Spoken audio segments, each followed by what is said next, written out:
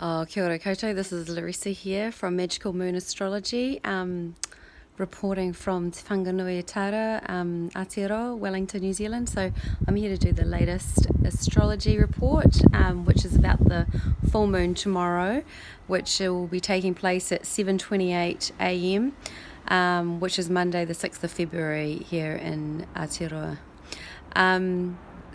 Full moon in Leo, that's it's good vibes really, like the full moon. Not sure if you can hear that plane kind of going overhead.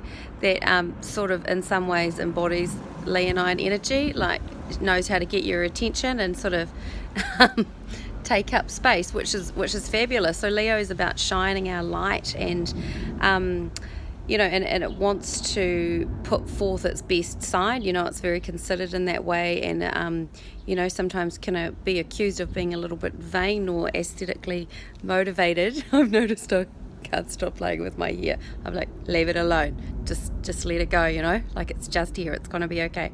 And I think like there is like an element of wanting with Leo energy to put forward your best side, and it's very much about self-expression and self-empowerment. Like it's linked to our solar plexus chakra, which is very much about our own inner power and standing in our own grounding and shining a light on what's important to us. It's very it's very creative energy.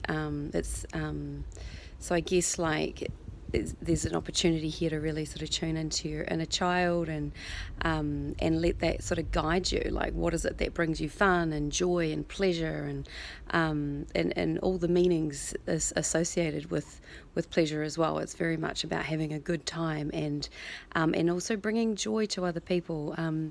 Leo is a very magnanimous sign. It's incredibly it's generous. And it's also very proud. And courageous, so you might notice some of those attributes coming up in yourself at the moment. So really just roll with it, like have fun. This is a fire sign. It's about warmth and just bringing the light and the positive energy to whatever's happening.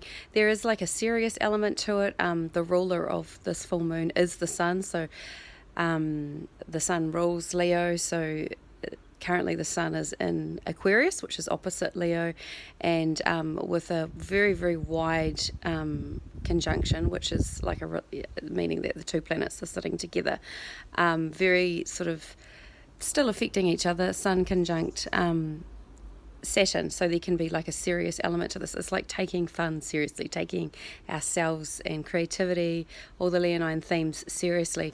There's also like this amazing kind of like unpredictable element to it as well, which I kind of like. But it can feel uncomfortable. It's like this square to Uranus. So Uranus is kind of shocking. So it might sort of like and eccentric, so it might sort of bring up some like shocking realizations around your emotions or your creativity or just the Leonine themes that I've talked about. Like some things might kind of come in out of nowhere that you didn't expect.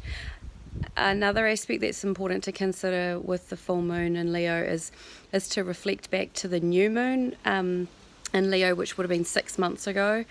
So that would have been sort of in August of last year. If there was anything that was coming up for you around these Leonine themes, you might notice that there's a resolution there or some more insight in relation to that. Which is another reason why following the moon can be like an amazing thing, can allow us to move through and acknowledge and to create the lives that we want to, by like setting the intention at the new moon and then seeing what happens 6 months later in that same sign. So it's kind of fascinating. I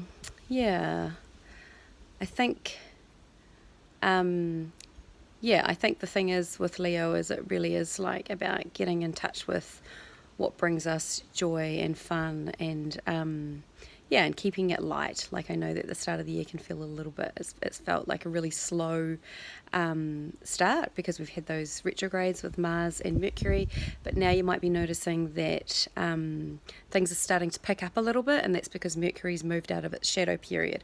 So your thoughts might become a little bit more clear, particularly around what you might have been processing and digesting and reflecting on in late December and throughout January. So that can feel pretty good, like you can know where you stand or around whatever issues were coming up there, which can be quite freeing. Also, Mars is still going through its shadow period, and that will come through out the other side in